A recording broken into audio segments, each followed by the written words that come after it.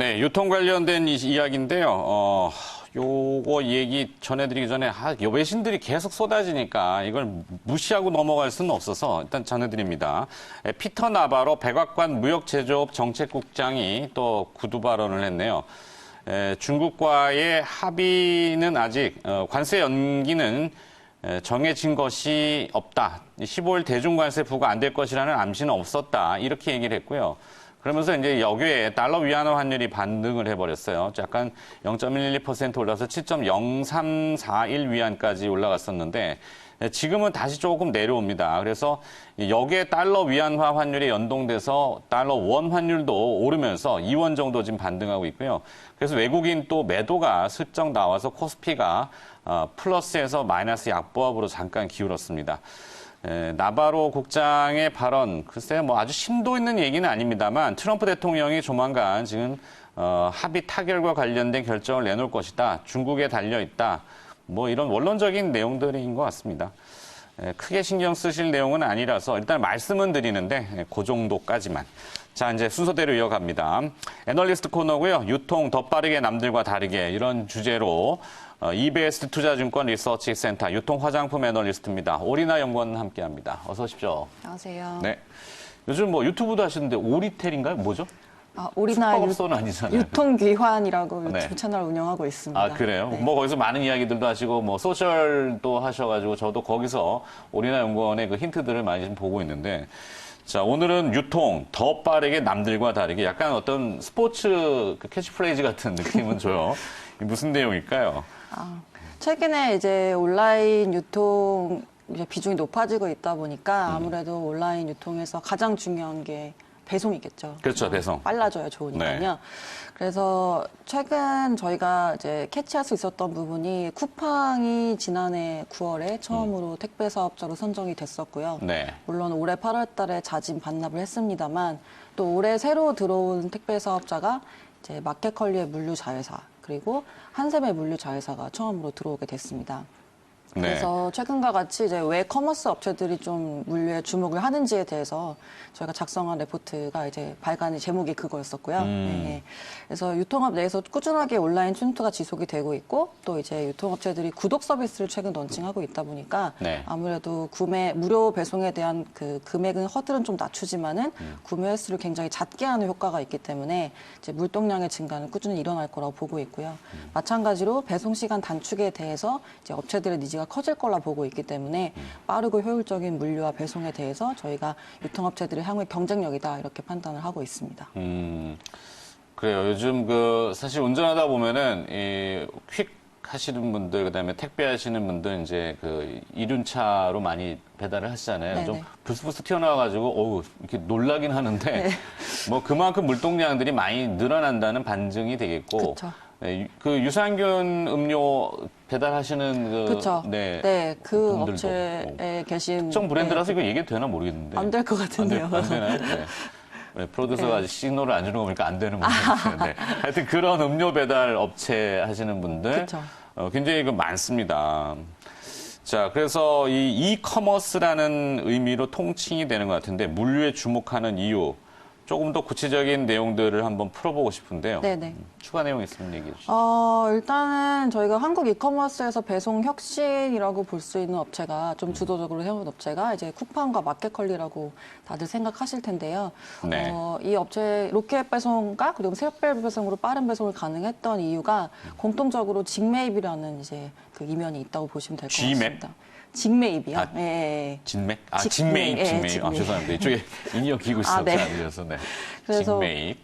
이제 저희가 예를 들어서 뭐 제가 지방에서 내지는 뭐 수도권 안에서 뭐 인터넷 쇼핑을 하는 사람이라면 인터넷 쇼핑 셀러로 활동을 하는 사람이라면 제 상품이 온라인상으로 주문이 들어왔을 때 항상 이제 택배 기사님이 제가 이제 가지고 있는 물건을 집하러 오시거든요. 네. 그리고 그거를 대전이나 이런 중앙 터미널로 가서 분류하는 과정이 필요한데 그래서 그것 때문에 이제 배송에 있어서 약간 지연되는 요소로 작용을 하고 있습니다. 근데 쿠팡이랑 마켓컬리 같은 경우는 이제 쿠팡은 다 로켓 배송 대상 제품들을 사입을 해서 이미 가지고 있기 때문에 주문이 배송이 들어왔을 때 바로 출고를 할 수가 있는 거고요. 마찬가지로 마켓컬리는 이제 신선식품 특성상 직매입 비중이 높은 비즈니스 모델이기 때문에 이제 그런 빠른 출고가 가능했다 이렇게 얘기를 하시면 될 것 같습니다. 네. 언뜻 들으면은 이제 아마 조만간에 드론 택배 이런 것도 우리나라 환경상 잘 될지는 모르겠는데 분명히 시도는 할 것 같긴 해요. 그죠? 저희가 뭐 샴푸 쓰다가 다시 비누로 못 돌아가는 것처럼 네. 배송에 대한 눈높이 자체가 굉장히 높아지고 있는 상황이기 때문에 이미 상향 평준화된 눈높이를 맞추기 위해서 이게 뭐 뒤로 다시 길어진다기보다는 앞으로 계속 단축이 될 수밖에 없다 이렇게 판단을 하고 있고요. 네.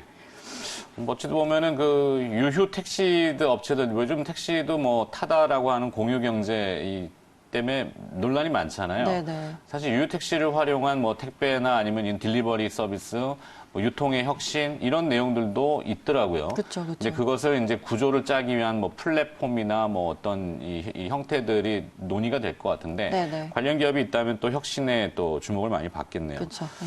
자, 일단 유통구조의 혁신이라고 하셨는데, 이제 예전 같으면은 도매, 소매라는 개념으로 중간 마진이 붙고 막 이러니까, 받아보는 입장에서는 그 가격이 비싸서 네네. 이걸 시켜지질 못했잖아요. 근데 네네. 그거를 이제 확 줄이는 거잖아요.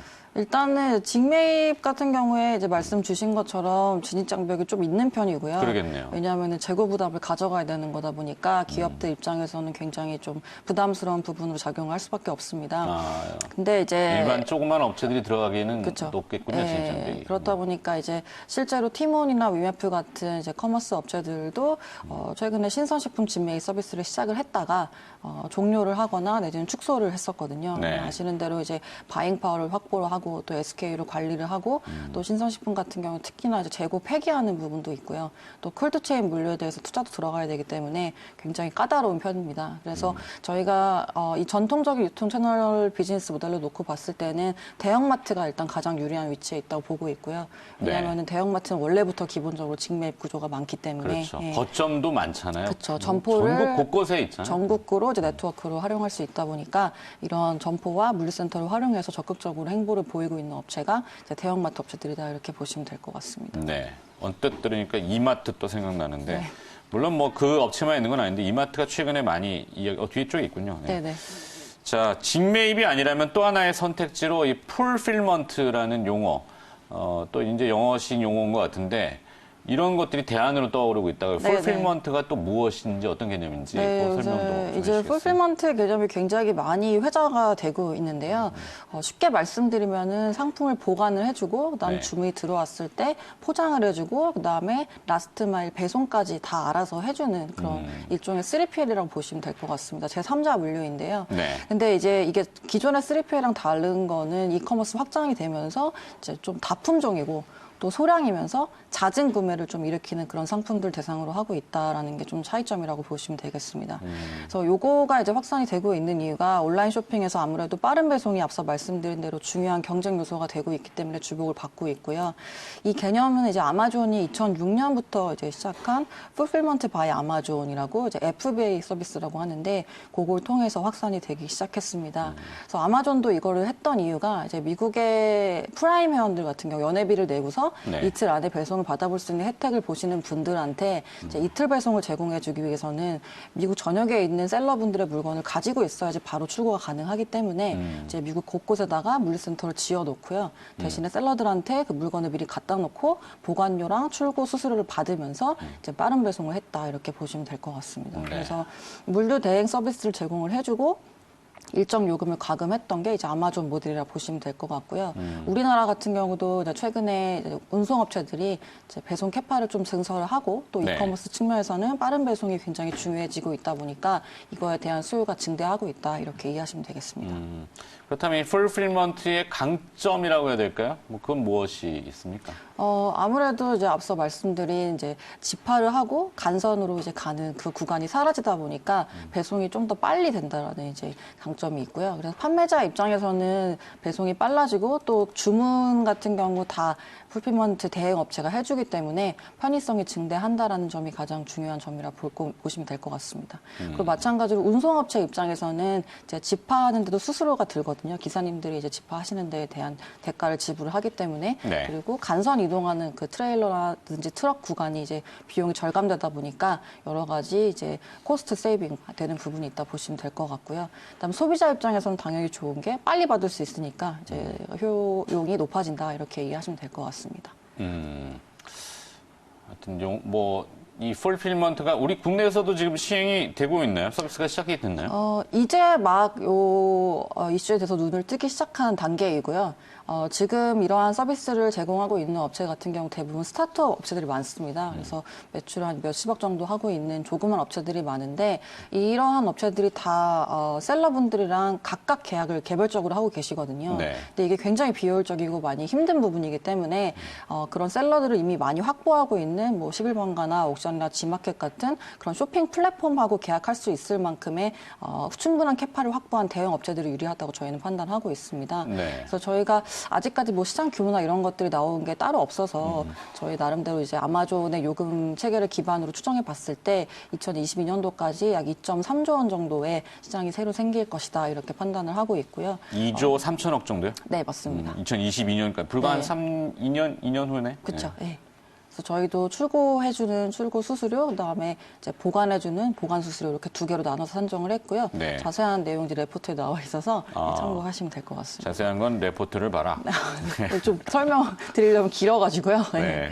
아니에요. 그래요. 뭐 레포트 보면 되죠. 네네.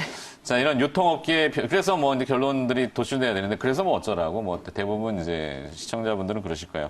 유통업계의 변화를 감안했을 때 업종 내 또 기업들 사실 우리는 기업이거든요. 네네. 탑픽 기업들 이야기해 주시죠. 네. 그리고 또 그 이유도 있을 거고. 네네. 일단은 풀필먼트 시장이 새로 생긴다라는 점에서 아예 이제 새로운 시장이 생기는 거고요. 이런 측면에서 지금 CJ 대한통운을 이제 말씀을 드리고 있습니다. 목표가는 20만 원이고요. 네. 일단은 단기적으로는 이제 올해 단가 인상한 부분이 가장 영향이 크다고 보시면 될 것 같습니다. 27년 만에 처음으로 택배 단가를 인상을 했습니다. 그래서 올해 이제 초부터 시작이 됐기 때문에 4분기까지도 이러한 추세는 이어질 거라 보고 있고요.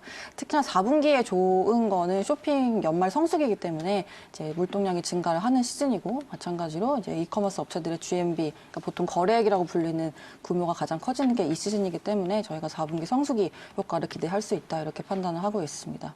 그리고 앞서 말씀드린 이제 풀필먼트 신사업 관련해서는 이제 지난해에 이제 곤지암 화부터미널 증설을 하면서 일정 부분을 이커머스 풀필먼트 공간으로 동사가 빼놓은 상태이고요. 그래서 지금 일부는 CJ 오쇼핑이 쓰고 있습니다만은 지금 다른 이커머스 업체들 대상으로 계약 협의를 진행하고 있습니다. 그래서 경쟁사인 이제 들의 캐파 증설 계획이 이제 각각 2021년도, 2022년도로 계획이 되어 있다 보니까 아무래도 기증설해 놓은 CJ 대한통운이 가장 선점하기엔 유리한 위치에 있다 이렇게 판단을 하고 있고요. 그리고 이제 앞서 언급드린 이제 대형마트 업태가 지금 빠른 배송에 있어서 가장 유리한 위치에 있다라고 말씀드렸었는데 직매의 구조 때문에 뭐 잘 아시겠지만은 의외로 저희가 아마존 때문에 월마트가 어려워질 거다라는 말씀들 많이 주셨었는데 실제로는 주가가 굉장히 좋았거든요. 월마트의 주가가. 네. 그리고 온라인 GMV, 그러니까 온라인 거래액 같은 경우도 지금 분기별로 거의 40%대 성장률을 꾸준히 유지를 하고 있습니다. 그래서 이 말인즉슨 전국구를 커버를 하고 있는 점포 네트워크를 활용해서 어떻게 보면은 점포의 거점 물류센터로 활용을 할 수 있는 거고 점포를요. 네. 그래서 온라인 주문을 이런 식으로 소화할 수 있다는 측면에서 지금 대형마트가 가지고 있는 강점이 부각되는 시점이다 이렇게 판단을 하고 있고요. 그래서 이마트 같은 경우는 이제 12월 16일이죠. 다음 주죠. 그래서 김포에 이제 온라인 주문만 담당하는 물류센터 3호점을 이제 오픈을 합니다. 그래서 지금 거의 풀캐파로 돌아가고 있었기 때문에 캐파 증설을 통해서 2020년 같은 경우에 좀 더 온라인몰 성장에 대한 여력을 확보할 수 있을 것이다. 이렇게 판단을 하고 있습니다. 그래서 기본적으로 지금 이커머스 업체들 그동안에 굉장히 빠른 배송 그리고 또 혁신적인 그런 상품들로 공격을 많이 해왔었는데 지금 같은 경우는 전통적인 유통 채널들한테 조금 기회가 오는 시점이다. 이렇게 저희는 이해를 하고 있습니다. 네. 오늘의 주제는 유통의 혁명, 그래서 풀필먼트, 보관과 출고, 배송 서비스가 일련의 그 과정으로 이어지는 네. 그래서 그런 조직망들, 거점을 확보하고 있고 또 보관할 수 있는 그 카고 이제 뭐 그런 형태들의 시설이 있고. 그렇죠. 네. 그래서 오늘 이제 CJ 대한통운과 이마트를 가장 탑픽으로 네, 보시는군요. 네. 편의점들도 많은데 그런 것들은 안 되나요?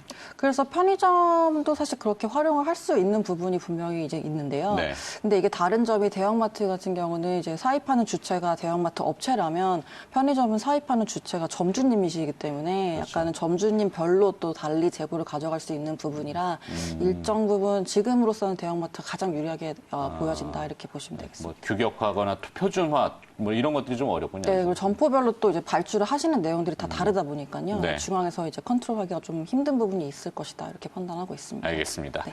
자, 오늘 주제는 유통 더 빠르게 남들과 다르게 이런 주제로 몇 가지 이슈를 들어봤고요. 풀필먼트라는 용어도 한번 검색해서 보시면 좋을 것 같고 리포트도 나왔다고 하니까요. 이 연구원의 리포트도 한번 찾아보시는 것도 도움이 되겠네요. 이베스트 투자증권 리서치 센터 유통 화장품 애널리스트였어요. 오리나 연구원과 함께했습니다. 고맙습니다. 감사합니다. 네.